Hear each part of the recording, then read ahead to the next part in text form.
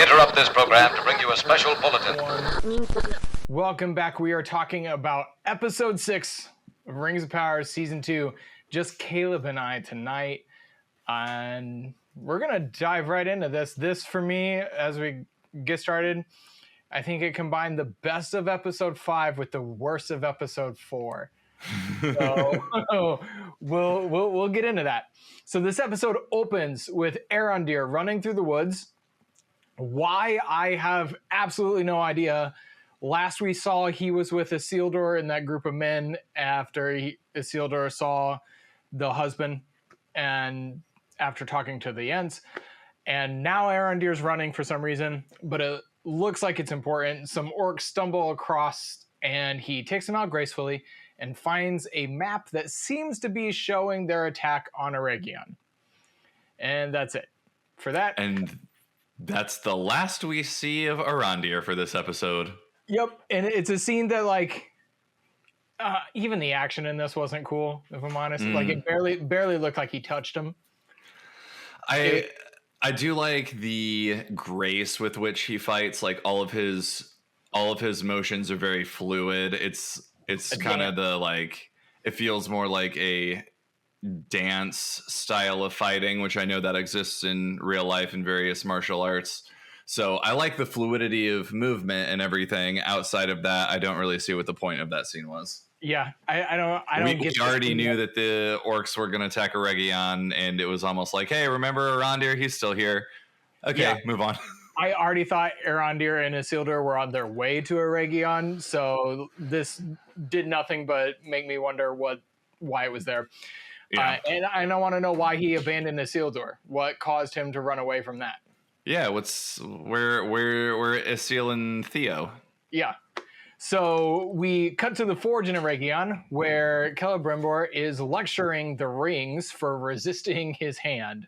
He demands his smiths try again, this time with more silver and more mithril, which I'm just thinking would make the rings bigger.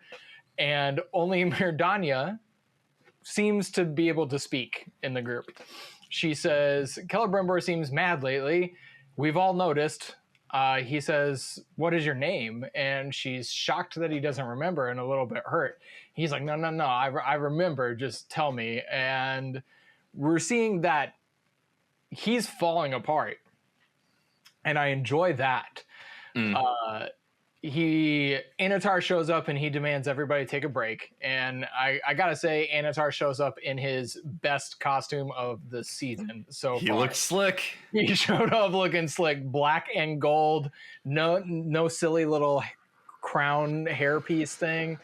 He looked like classy, menacing. I enjoyed it. Same. Anatar and Brimbor have this conversation that in order to make Celebrimbor regain himself, he has to finish the rings. And Celebrimbor is like, I'm fine, I'm just tired. And he's motivated to finish the rings because he is believing Anatar that will make him feel complete again. He can move forward. This period of forgetting people's names and the anger and the tiredness will go away. So whereas last episode we saw him hesitant to make these rings, now he's like, yes, I have to complete them. So significant time has passed. We could also see that by the pile of rings that have failed. So Brimbor does mention, I'm using Brimbor for shorthand, does mention that the dwarves are late with mithril to Anatar. And Anatar walks out to a population of about 15 people from Eregion and tells them that he will be handling the issues while Celebrimbor focuses on the rings. Again, Myrddania, who is essentially the third in command at this point, is the only one who speaks up and says, let's mention this thing. And then a guard takes him to a specific gate yard that we're told is usually filled with merchants and people, and it's now empty. And so some elves went across the way to investigate, and only one of them came back alive. They found this body with the carving on his chest that says, where is he? And so it's dark, ominous moment. And when Myrddania asks, what does it mean? Anatar says, the carving says, where is he? and that she should tell no one, bury the body, get rid of it, hide it.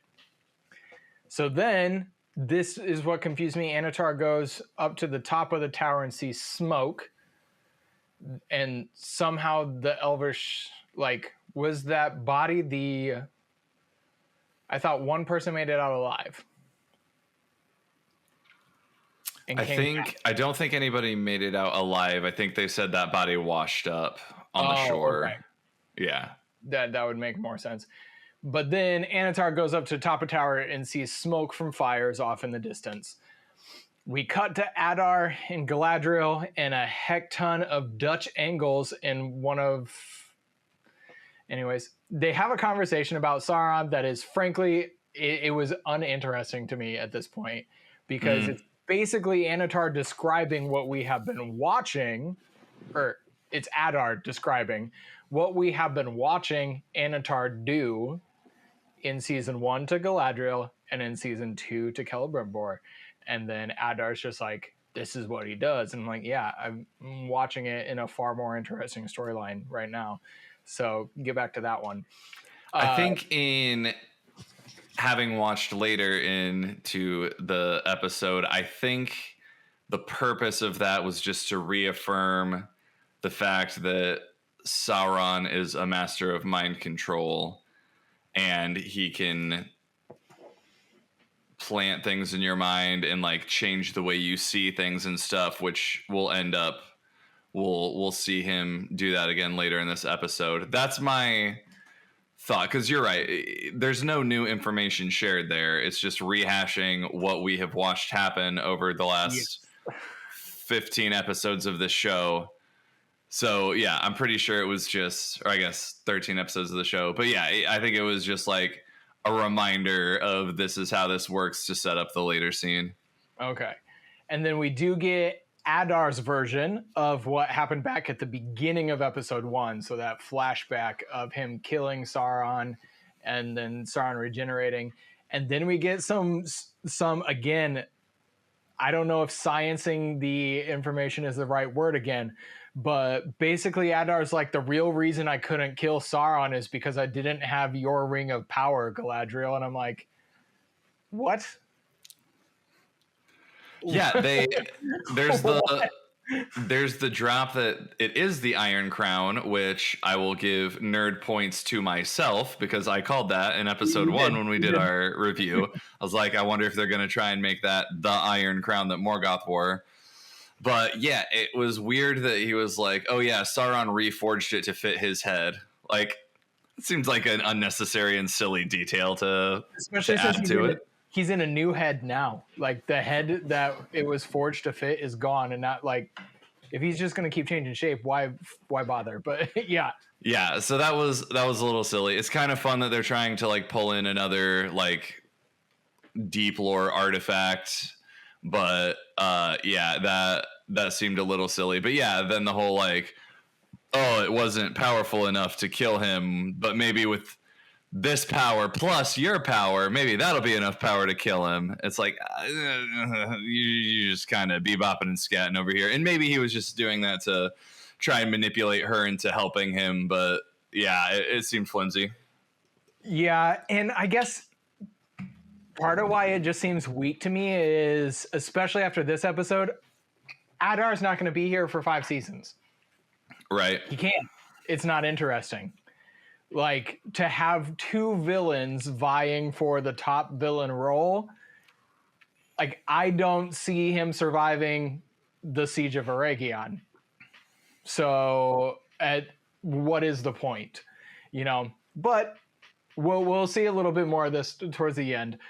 And to be honest, I hated Galadriel this entire scene. I hated her this entire scene. I thought we jumped back to season 1 Galadriel that was like angry, chip on her shoulder. And I didn't like at all, because it did not like, and yeah, I'm thinking of Galadriel very much the way Cate Blanchett portrayed her in Fellowship for this part in particular. But when Adar pulls out the Iron Crown and she's like in her chair, like, get away. Yeah. I'm like, that's not my Galadriel. She was just immediately like super uncomfortable and like leaning away from it. And yeah. Yeah, I'm like, that's just not how I picture her. So I wasn't a big fan of her at all in this entire scene. But Adar says she needs to put aside her pride, which is something we will hear again. And this was another thing that I didn't like in the characterization of Galadriel. Put aside your pride to save the city of Eregion. During this whole scene, this drove me crazy. Did you notice Adar's sword? How it wasn't there and then suddenly it was? It moves the entire scene. Yeah. Yeah. It moves the entire scene, and he never touches it until the end. Like in the opening shot, he's sitting in his chair and the sword's back here. Then in another shot, it's like leaning on the table or side. And then all of a sudden it's next to Galadriel on the table and he grabs it at the end. And that's where he picks it up from. Yeah. Yep. That was a small thing that I was like, God, it's a cool looking sword. So I'm going to notice when it's in the shot. Right. But make sure it stays in the same place. Yeah, it's those little continuity errors that are just like, that should be an easy thing to avoid. Yes, that's exactly what I was thinking. And this scene also, it did make me wonder if there was a lot on the cutting room floor. So I don't know, though. We'll never know. We're not going to get the director's cut of Rings of Power. So we cut to Numenor, where Elendil is on trial for treason after the events of the previous episode. Long story short, Elendil remains awesome and refuses to bow to Pharazôn. So it's decided that the Eldar will choose his fate, and we get a little interaction of Pharazôn not really appreciating Kemen's actions from the previous episode. So Kemen, who had a major part in the last episode, apparently made his dad mad by those actions, but he has like one line in this episode. Yeah. And I'm cool with focus on Pharazôn. I like Pharazôn as a villain. I think he's played pretty well. Actually, he's just not given enough time. What I don't get in this scene is why don't they just kill Elendil? Like, everyone in the crowd seems to hate him. So I guess what they're potentially doing is like, oh, we can't, he's too valued to the faithful. Like if we take him out, maybe there will be an uprising of those people, but they never say that. They never even hint at that. That's never mentioned. So like we're left to just kind of speculate. Like everybody in that room seemed to want Elendil dead. So why would you not just sentence him to death immediately? Why would you go and do this other thing? It didn't seem to make sense to me. They've done a terrible job of explaining this whole situation. The dynamic between the overall general population of Numenor and then the faithful, like they have not fleshed out that dynamic at all. We haven't seen any. I would love to see. This is another thing I've brought up before, where for a show with a huge budget, we don't see how the faithful is impacting the normal people. Like, are there faithful meetings out in the normal populace, like people hiding in secret? Like, is it an underground movement? Is it Muriel and Elendil? Like, what is the faithful? Is it 10% of the population? Is it 2% of the population? Like, where did they stand? Yeah, and I'm going to get into that later because Muriel says something that makes it even worse for me on they just haven't explained this well. So after they decide that Elendil will face the Eldar, we then cut to some dream sequences of Nori, and Gandalf wakes up, and we get Tom saying things about the secret fire. And yes, at this point, it's if it's not Gandalf, they are laying on all these hints that it's him just to mislead everybody who's hoping it's a blue wizard. Right. And it's just, that makes it equally as bad writing. So almost worse. Yeah. Because Tom is suddenly talking about the secret fire. Do you remember them talking about the secret fire in the previous episode? He referenced it, but I don't think it was like a big point of conversation. Okay. And then because he he did mention when Gandalf first asks him, I guess we're just gonna call him Gandalf now because why not? This episode's painful. Yeah. When he first asked him about magic, like when the fire like flared up, he asked him about it, and I think he referenced the secret fire in that exact instance, but it was kind of a passing line. And now all of a sudden Gandalf is asking him how to master the secret fire. And we get Tom being like, you don't master the secret fire. I loved his response. What does a secret fire need with you as a master of it? Like that's a good line. I like that. Good. That's the one good line I'm going to give Tom in this episode. Yeah, that one I liked. He also says the most egregious, awful line of the entire series. I thought of you. I was like, I bet Tim flipped his coffee table when he said that. So this is, I put in my notes, this is the first I've really heard them talk about the secret fire, and all of a sudden the stranger really wanting to know about it. And I feel at this point, they have reduced Tom to the NPC at the beginning of the video game who shows you how the controls work, and this is how you do this move, and this is how you need to go here and do this thing. So at this point, Tom is the NPC teaching Gandalf how Middle-earth works, and not loving it. Tom is an NPC in a video game tutorial. Yeah, exactly. That's his role in this episode specifically. Yep. We then see Nori asking the Stewart leader why they don't just leave. They're in danger. Something about, even Bailey asked me, like, was there more than those two people showing up? Like, hey, where's Gandalf? And they made a threat and then left, because now it feels like this Stewart location is under threat of attack. Like we're going to get a Hobbit battle. And my wife was just like, did I miss something here? And I'm like, I did too, because I didn't think it was leading to battle, but we see like the Stewards, what appears to be preparing for battle.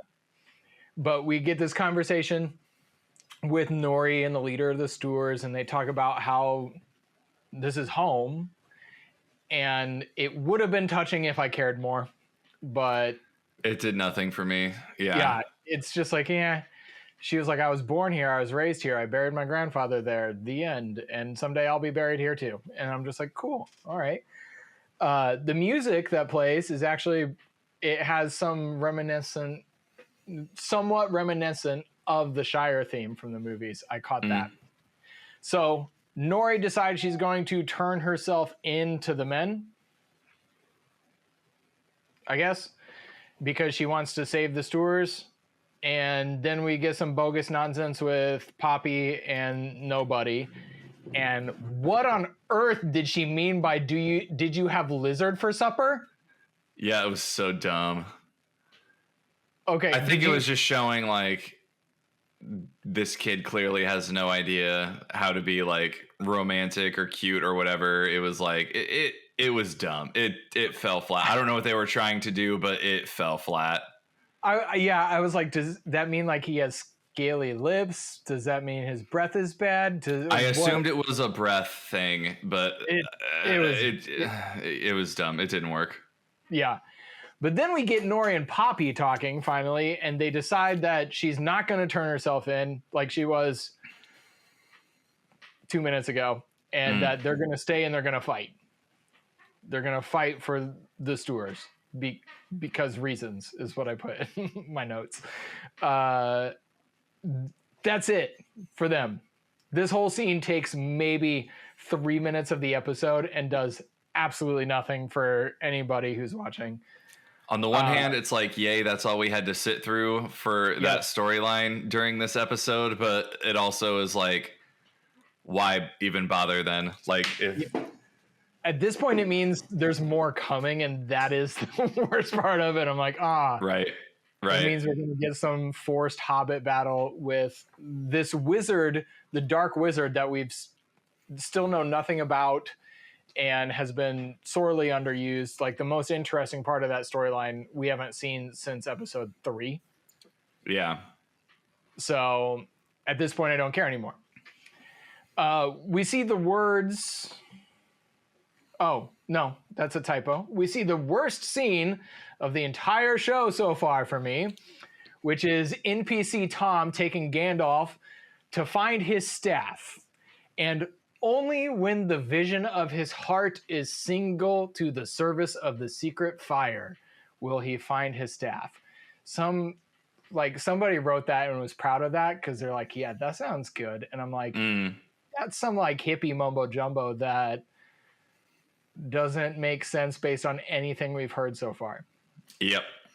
But the stranger says he needs to hurry because Nori is potentially in danger of death. And we get many that die deserve life. Some that live deserve death. Who are you to give it to them? And this was the most offensive scene the entire show has done so far. And at that moment, I was like, on Thursday night or Friday night or whenever Tim Umpleby watched this, he karate chopped his coffee table directly in half because of the sheer fury. Yes, essentially, because it's such a horrific misunderstanding of the time and place that line is originally said. Yep. A line that's about mercy to those who have done us wrong, hurt us, so on, and showing them mercy, essentially. You know, that's even my shorthand version of the depth of that line. Right. And now it's like Tom saying, maybe you should let your friend die. Yeah, people die sometimes. You're not in control of death. It just people die. It's a thing. It's so bad. It's terrible.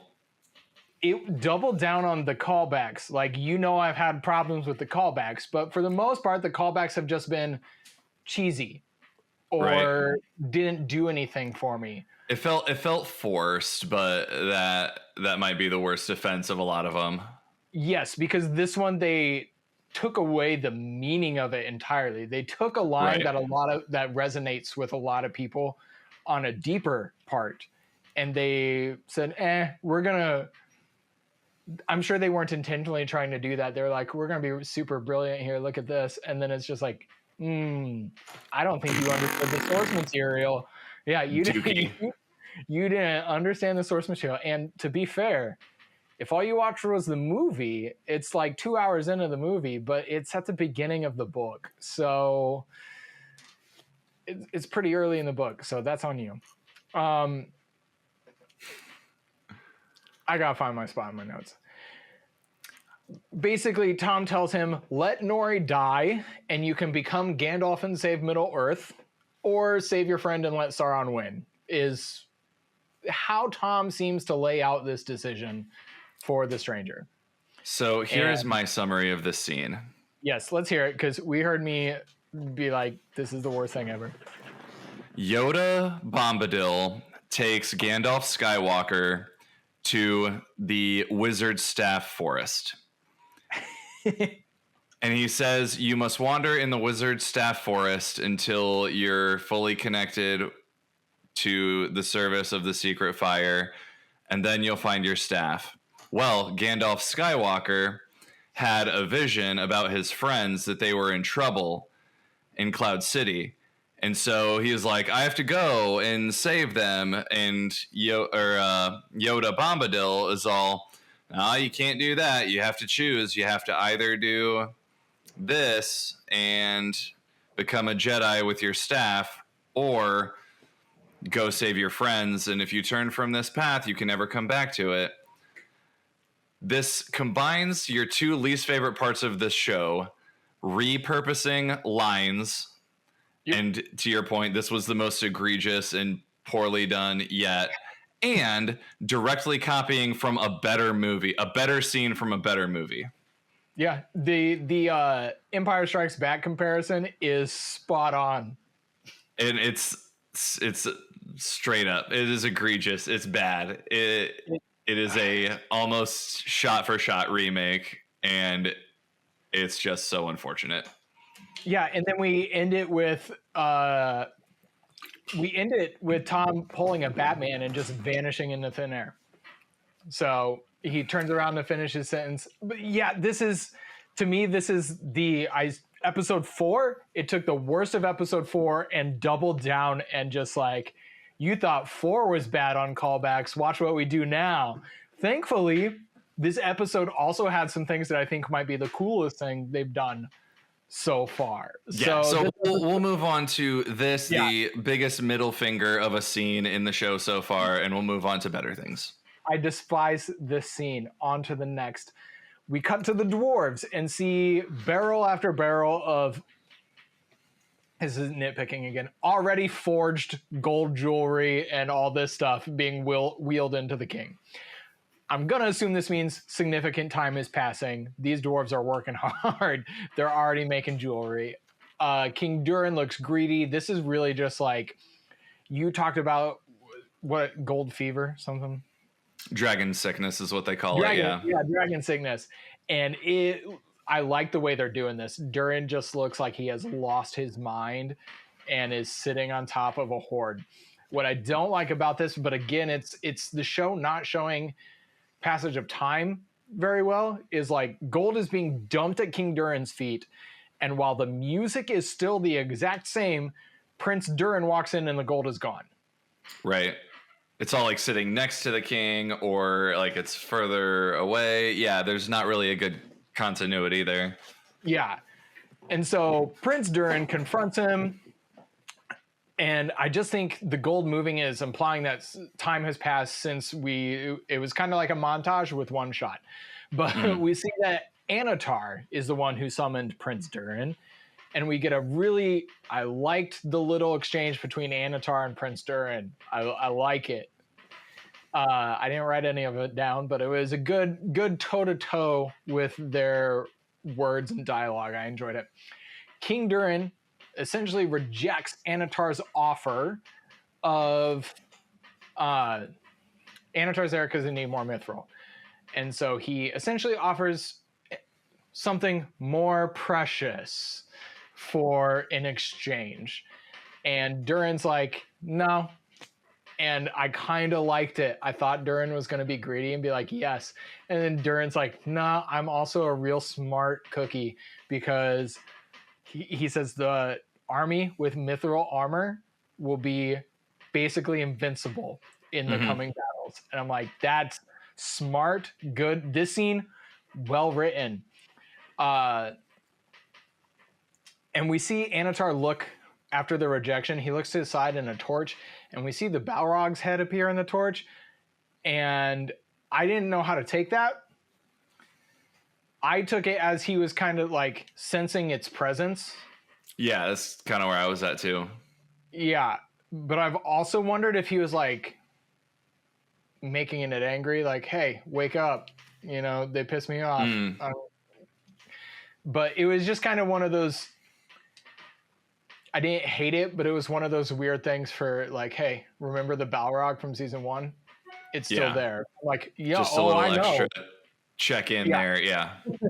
I know it's there. I'm waiting for you to do something with it. Durin wants to expand the dig after Anatar leaves. King Durin wants to expand the dig, and his son challenges him to take off the ring. And we get this whole scene is one of the better scenes to happen in Khazad-dûm this season. And his son challenges him, take off the ring, and we get, it's mine, it belongs to me, which, you know, that would have made me mad. Except I really liked Durin's reply of, no, you belong to it. I was like, that was good. And he continues with, if it is otherwise, take it off. And that little dialogue, that struggle, and then King Durin essentially throwing Prince Durin across the hall when he tries to take the ring off. I enjoyed that quite a bit. It was a good scene. I liked it. Okay. And we cut to Disa and Durin and get a moment of, we get some insight into Disa, saying that King Durin was twice the father to her than her own ever was, which shows that she is also emotionally invested in King Durin. It's a fairly emotional scene, and we see Prince Durin at the end kind of breaking down that he can't go along with this idea of taking down his own father because he still sees the good in him. He still sees the father he's known for years and isn't letting this dragon sickness, get in the way. So from season 1, I've loved Prince Durin. I think he's one of the best acted characters in the show, and he's got a lot of the best scenes in the show. I do miss him and Elrond's friendship from season 1. They were great. It's like we turned down Durin and Elrond and turned up Durin and Disa. We actually just turned Elrond all the way down this season. Right. After episode 3, he disappeared. Yeah, we've seen him very little. I will say in my opinion, one of the better long running relationships or storylines that has been developed is the relationship between Durin the Third and Durin the Fourth. So the whole father-son relationship, it started off as being a little contentious and everything.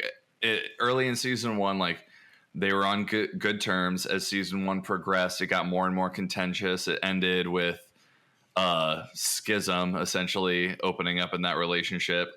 The first part of this season was they weren't on speaking terms. They were both too proud to talk to the other one, admit they were wrong, whatever. They were able to come to terms with it, seek forgiveness, whatever, reforge that relationship. And now it's kind of getting more contentious again. And I think that has just been well done with the ups and downs and everything. I've enjoyed watching that storyline and the interactions between those two characters develop as the series has gone on. I would agree. I do there are little things that I miss. In the previous season, didn't Durin and Disa have children? Yes, they had a couple kids. Yeah, and now we've seen many shots in their home, and it would be something to have a little dwarf child run around the back. It's one of those things of time's moving very quickly. We have to talk about these key moments, and maybe wrangling a kid isn't one of them. But I did like that layer of their family dynamic. Yeah. So there are just little things like that I do think the Khazad-dûm storyline is one of the better ones in the series so far. Yeah. So we cut then to Numenor, where they are still blowing horns, calling. And this is one where the show is not very good at telling us the creature is not the Eldar. Is it? No. Exactly. So the show, I'm that's not the Eldar, but they keep referring to it kind of vaguely as the judgment by Eldar, and the creature Valar. Or the Valar. Why did I do Eldar? Valar. I'm getting Warhammer mixed up with it. But yeah, they're kind of this is the Valar's judgment. And it's is it? This is just a big old, this is the big, that's the Kraken. Sea worm from season 1. How is that the official spokesperson of the Valar? That doesn't make any sense. Yeah. So after the scene, I did Google search. I was Judgment of the Valar, Tolkien. Where is there any historical basis for this? Or is this just it'd be cool? Some giant sea creature. Let's get that in here. So they're blowing horns to call this sea creature. And then we get another name for this event called Trial by the Abyss, is said. And then Elendil's daughter, this is in Elendil's prison at the moment. Elendil's daughter tries to convince Elendil to swear fealty to Pharazôn. We get some knockout lines from Elendil this scene. And I wish in this scene that the rest of the characters were as good as he was. But he says things it is hardly mercy to ask a man to set his integrity aflame. And I'm that was good. Gonna give the writers credit there. That is good. Aerion says she cannot lose her family after everything else that she has lost. She tells him to swallow his pride, and he retorts with another banger of if after all this all you see is pride, then there are no words left to speak. Like, yeah, like that's another good one. She says essentially that Farazan, like, she doesn't say this, but it's clear to us that Farazan has manipulated her to believing anything that Farazan says, and that her dad would reject her for her loyalty to Farazan. But in a last-ditch attempt, she brought Muriel to Elendil, and Muriel tells him, bow to Farazan, it's her command. And she says, we need men of faith like you to continue to keep Numenor strong. And Elendil replies that faith is not faith if it is not lived, meaning he's remaining faithful to the rightful ruler of Numenor. Another banger. Yep. I'm just like, this is so way back. I don't know if I said it in the recording or privately, that when I want Tolkien fantasy, I want those morally good characters. Like, clearly this is the moral good in this storyline. This is the moral bad. There's room for gray, but I need the moral good to rise up and be heroic. And right now I'm getting that from Elendil. He's checking the boxes. Yep. I'm understanding why, even if we haven't seen it yet, why Aragorn might later be referred to as the heir of Elendil. Yep. Not. Yes. So I'm loving it. He also says he would rather die with a heart that is whole than one broken by cowardice. Great. And then we get some weird, like, it's not super forced of any of the romances in the show.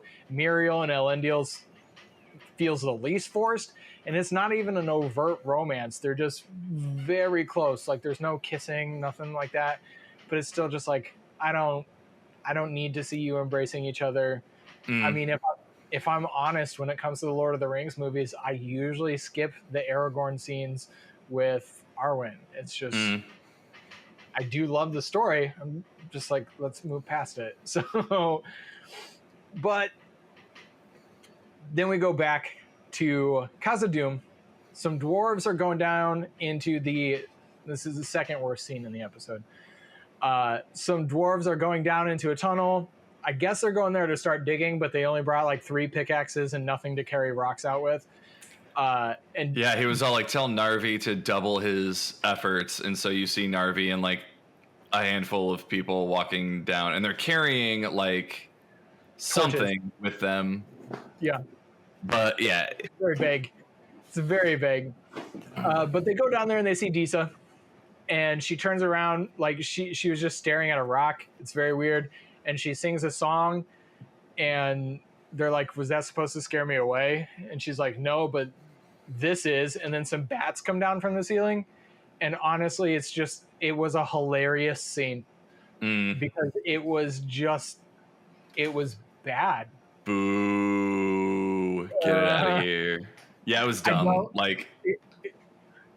It was dumb. So now her stone singing can also control bats. Yes, like that is just so yada yada, and so like you couldn't cause a rock slide in between like where she was standing and where they were standing. Like, you can't walk this way anymore, there's a bunch of rocks in the way. Like, that's something you could probably do with stone singing, but I can stick a flock of bats on you. Get out of here. No, it's not clever at all. And even what you said, these dwarves could clearly have booby-trapped that tunnel some way to block it off that would have prevented them from digging for days. Instead, we get these bats that turn them away for a couple minutes. And I believe they probably would have encountered these creatures before, living in the caves and digging in the caves. So it's not like it would have been anything too crazy for them to be like, oh, more bats, we'll be back. And in fact, that's what Prince Durin says. He's like, they'll be back, and basically in greater numbers. So it's a weak scene. Yeah, it's a weak scene. And then all of a sudden we're back to Numenor, where the beast is still being called, and we see another crowd of approximately 30 people gathered, and Elendil is about to go into the sea when Muriel shows up and says, essentially, he was doing it for me. I have the right to take his place. And this is where we're getting on that faithful stuff again, because she shows up and the crowd boos. The crowd is like, no, get her out of here. Rah! And Elendil's daughter goes, oh, it's in the laws. You have to do it. And so they trade places. They throw Muriel into the water in a prolonged sequence that has no suspense at all, and ends with her being thrown up onto the beach and the Valar deeming her loyal or worthy. And all of a sudden the people cheer and they're hooray. And this is one where this divide is not clear. Right. And are the people of Numenor so easily swayed by, like, did they suddenly follow Pharazôn because that eagle showed up at the end of that episode and they're like, oh, the eagle says, and now everybody's like, cool, Pharazôn. And now because the sea serpent spit her back up, they're all like, oh, the sea serpent says, Muriel, yay. Like, the populace of Numenor at this point is a bunch of NPCs doing whatever the storyline demands. So the biggest issue with all this, you've done a great job of identifying it. It's, what are the rules? Like, where do people stand? How many people are on one side or the other? What are the sides? What do the sides believe? Like, you have essentially described, these are just a bunch of mindless backwoods bumpkins that just go with whatever the latest, newest thing is. And that is very, very untrue to the source material of who the people of Numenor were. Right. So to have them just like flip flop and switch sides anytime something new happens, like, are they loyal to the Valar or are they not? If they are, then yeah, it makes sense that something like an eagle showing up, something like a sea serpent spitting her back out would sway them one way or the other. But the people who are loyal to the Valar, the faithful, were already on Muriel's side, so that wouldn't flip-flop anybody. So, like, why are these other people being flip-flopped? You have to do a better job of explaining the dynamics here of the different people groups and, like, who they are, what they believe, why they believe what they believe, or else none of this makes any sense. Yeah, and so that actually leads to my next question, because I remember when I read the Silmarillion of Pharazôn kind of taking command, and I remember it vaguely, but I didn't remember all the details. But I wrote this down to ask you, because in that scene, Muriel says, if we are to walk the path of the faithful, it must be me who takes the first steps. And hearing that, I'm going, haven't you already? Like, what have you not done? What... Like, are you not already following the path of the faithful? Or I'm thinking in terms of the show, at this point in the show, I'm led to believe that the faithful are those faithful to Muriel. And so if that is the case, because at this point, that's the way the show's portrayed it. Like, the command, those that were faithful to Muriel had to turn in their weapons. So I'm going, if they're faithful to you, why do you need to take the first steps to be the faithful? It was one of those lines that was meant to have some weight and importance, but they've done such a poor job of setting up this conflict that that line actually makes me go, what? Are you not already walking the path of the faithful? Right. So that's why she was removed from power, is because she was faithful to their old roots of, like, being loyal to the elves and being loyal to the Valar. And, like, that's why she was unseated from her rule. Like, yeah, you've already proven that this is who you are and what you're about. You don't need to do this in addition to that. It didn't make sense. Okay. And I was also very annoyed. At this point, leading up to this, I wanted to see Elendil be thrown into the water. I wanted to see it. I wanted to see him be thrown in and the Valar be like, nah, this guy rocks, and send him back out. I was like, yeah, that would be awesome for Elendil and I was rooting for that. And then she shows up, and I'm like, this isn't going to change anything. Right. Like, we just But took it did, though. Like, it shouldn't have, but it did, because now all of a sudden everybody's like, Muriel, Queen of the Sea. We love her now. And it's like, okay. Yep. And I'm like, man, we took a great moment from Elendil. Like, it was built up the whole episode that his faithfulness was going to be judged. And instead, it wasn't. So it was disappointing. That scene was disappointing. Then we get a brief shot of Farazan looking into the Palantir, and he sees a shot of Halbrand, Sauron, so from season 1. And then over that, we hear Galadriel saying, yes, Halbrand is Sauron. And we cut back into this scene, and I take issue with this scene again, because this is, again, poor time jump, poor editing, something. But we cut back into the scene of Adar and Galadriel, and we're assuming time has passed, but it's not clear at all, because the last time we saw Adar was asking the same thing. The last scene, they were asking the same thing about who Sauron was. But at the end of that, he locked her up and walked away. Now we're back in that exact same situation, and Galadriel says this and asks to be unlocked. Same room, same costumes, same nighttime. And like, is this a week later? Is it 4 days later? Was she tortured, starved? Why all of a sudden it's like, yeah, that was him. And basically Galadriel wants to work with an alliance with Adar. And Adar at the end is like, ha, you dumb girl, you told me everything I wanted to know and more. And he's like, you fell right into my trap. And again, I hate the characterization of Galadriel in this part. We go outside. I've harped on it enough.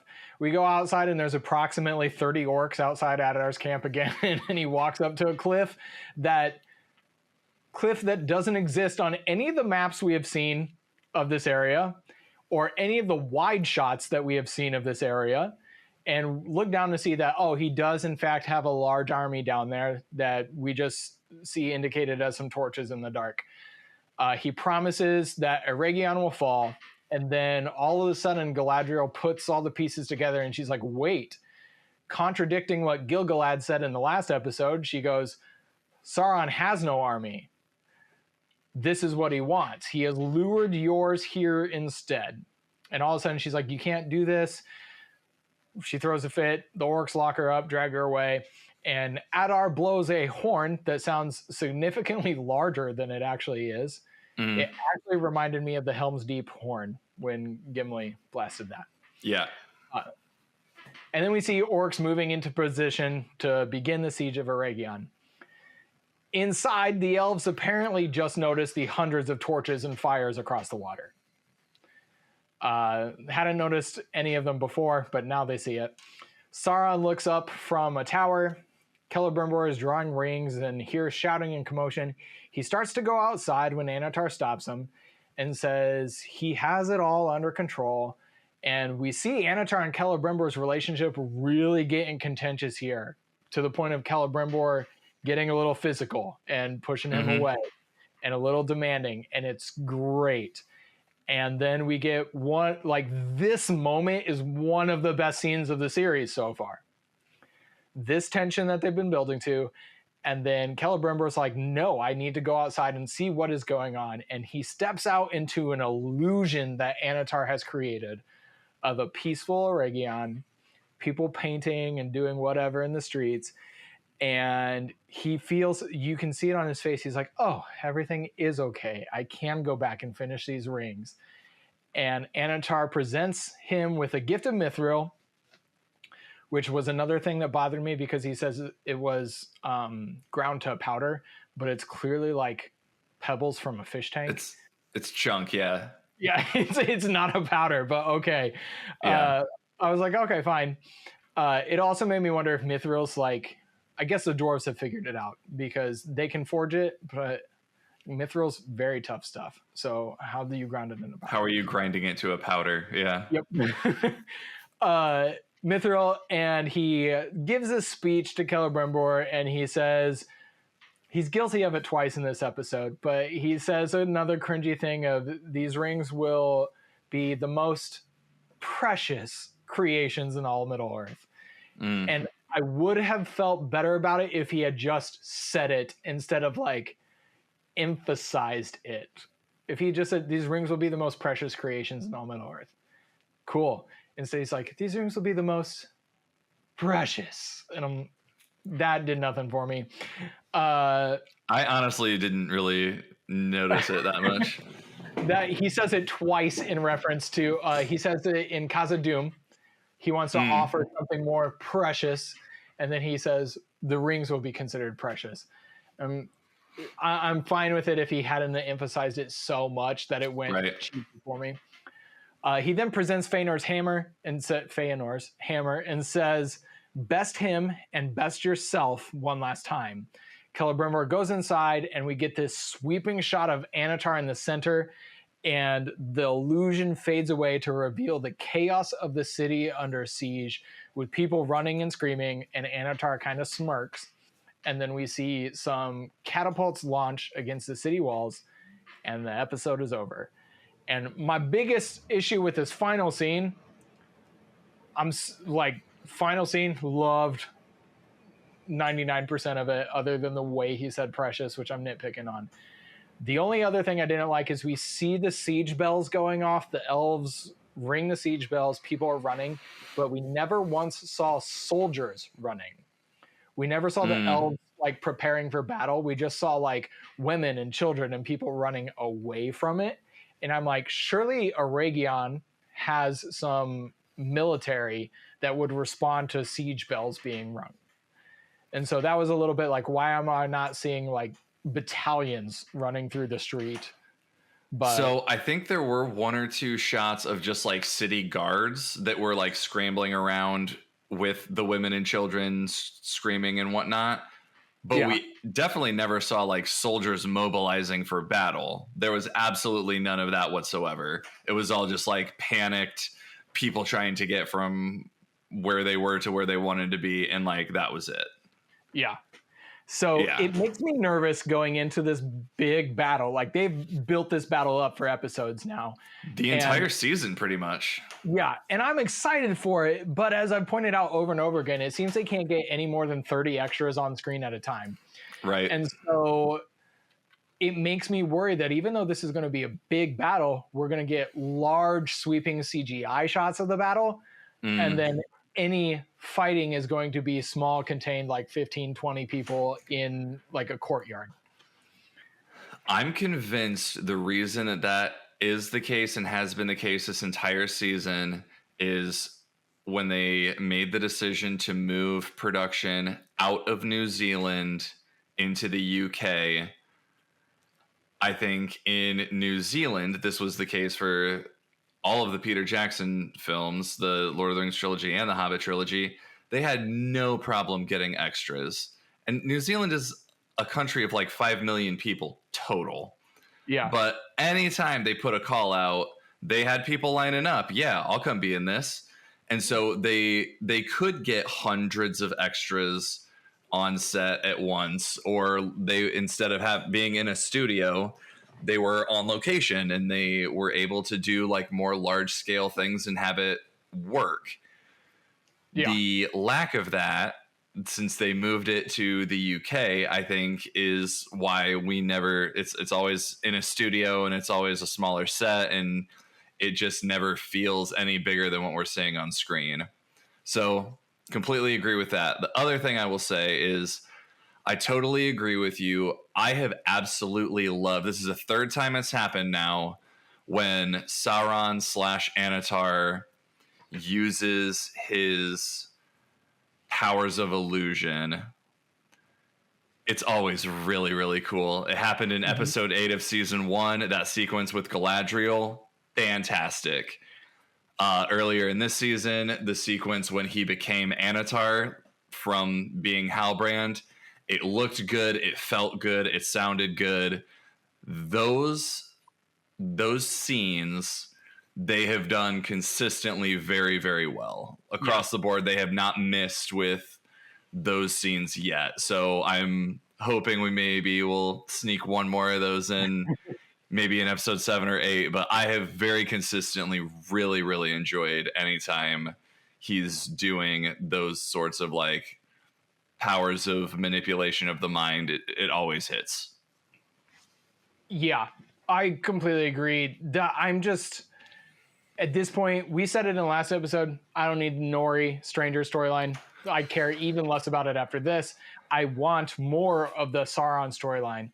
Yep. And this episode started to make me feel frustrated that the characters we spent so much time on season 1 with have taken a backseat to being secondary characters in this season. And the thing is, this season has been better. But I would say overall the season's been better. It's had some worse moments, but it's moving, actually. And Galadriel, though, is like a second character in this. Our main characters are Durin, Celebrimbor, and Anatar, and Elendil. And that's fine.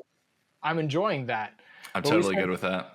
We spent so much time with Elrond and Galadriel in season 1 that I'm starting to be like, where are they now? And Arondir and Bronwyn. Yeah. Bronwyn straight up died, so we got literally 0 of her, and we've gotten very little of Arondir and Theo, and even Isildur we have seen very little in season 2.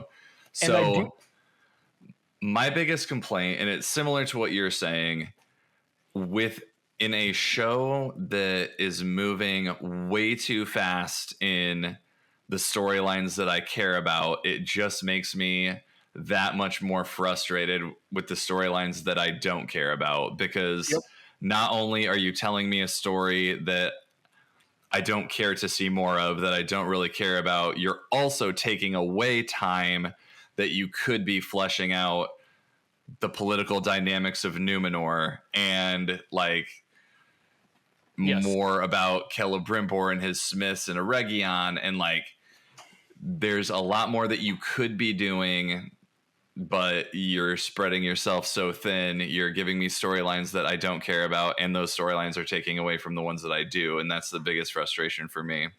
Yep. Nope, we're in complete agreement there, because that's exactly what I was going to say. Like, I kind of liked Nori and the Stranger in season 1. I didn't have a major problem with it. By this point, I don't want to see him again. I'm past it. It's one of those things, like, they had an idea, but I'm not sure they actually knew where they were going with it. Yeah. And like I mentioned a couple episodes ago, if you notice, each episode has a writer. And it makes me think that they wrote it by episode, not necessarily by character arc. And I'm sure it's a writer's room. You know, all of them are sitting together working on it. I'm sure. But I feel that. But I also feel like one person is writing Tom Bombadil, and they're just sitting there with Fellowship copying every line they think is good. And then you have people working on Anatar and Celebrimbor that are actually writing some decent stuff. And it makes the writing feel so uneven. It feels horribly uneven that when it is good, it's almost painfully noticeable because it was so bad 5 minutes ago. So it's a back and forth. I mean, this episode was 50-50 for me. I think we did some really cool stuff. We did some stuff that I like the most offensive scene in the show was in this one for me. It makes episode 4 look tolerable. But again, like I said last episode 4 has had no impact on the next 2. Right. It was filler. We haven't seen any of that. Unless, let me guess, Arondir shows up to Eregion with the Ents in the final battle to, like, that would just be cringy. But I don't see how it has an impact, is what I'm saying. So I think we're pretty well in agreement there. I am curious. I'm liking the idea that the siege is going to take 2 episodes. I hope it does. I hope so too. I hope the next episode is real dark. I don't... Give me Damrod. They built him up and we haven't seen him since. Yes, give me all the Damrod. These last 2 episodes, I want to see him just raise Eregion to the ground. I want to see at the end of the season, I don't think Adar makes it out alive. They built up the confrontation between Adar and Sauron so much. Big time. That Adar showing up, I think Sauron's going to be like, thank you for bringing me my army, and then like snaps his neck and it's over. Yep. And that is about what right. I want. Don't prolong this dynamic anymore. Get rid of Adar and give us Sauron as the leader and the villain. And if we open up the next episode with 9 rings being made, we'll know, like, hey, the rings are done. Sauron can forge his in secret, and if he hasn't already at this point, and we don't need Adar anymore. Sauron can take control of darkness, and we don't need Adar. So I don't have the time to address it today. This will probably be in whatever episode the 9 rings are forged, but the more I think about it and the more I've like read what other people have said about it and everything, I'm having a bigger and bigger issue with the timeline of the rings being forged. But it's getting to you now. It's getting to me now. That's a story for another time. Yep. That's one of the issues I've had the whole time, because I think it made the writing trickier than necessary. Yeah. But yeah. Well, I think that covers episode 6. So we'll see if Bryce joins us for episode 7. Yeah. 2 left. I'm actually excited to see how it goes. And Same. I'm excited to see how they wrap it up. We'll see if this Nori and Stranger storyline is worth it. Right. All right. We'll see you next week. Peace. Before we jump into the next category, I want to tell you a little bit about Zencastr. When I was preparing for our 13 Nights of Halloween series, I was really searching for a way to streamline the process. I wanted a professional-looking setup to invite our guests to. I wanted quality audio and video recording, and I wanted the easiest way to release the episodes to as broad of an audience as possible. This is how I landed on Zencastr. It is now super easy to record a podcast with Zencastr. Just log in using your browser and start recording a high-quality podcast right away. Record studio-quality sound and up to 4K video with your guests. Feel a sense of zen knowing Zencastr's multi-layered backups ensure you always have your recordings in the highest quality, even if the connection is unstable. And speaking of audio quality, have you ever worried what you sound like? Zencastr's post-production process makes you sound buttery smooth. It automatically removes those ums and ahs in your recording. It removes those awkward pauses in conversation too. Set the podcast loudness and levels while reducing background noise with the click of a button. So if you're thinking of starting your own podcast or just want to streamline what you are already doing, go to zencastr.com/pricing and use my code AVERAGECUSTOMER, and you'll get 30% off your first month of any Zencastr paid plan. That's average customer, one word. I want you to have the same easy experiences I do for all of my podcasting and content needs. It's time to share your story. Gentlemen, thank you very much. And now we return you to our regular scheduled program in progress.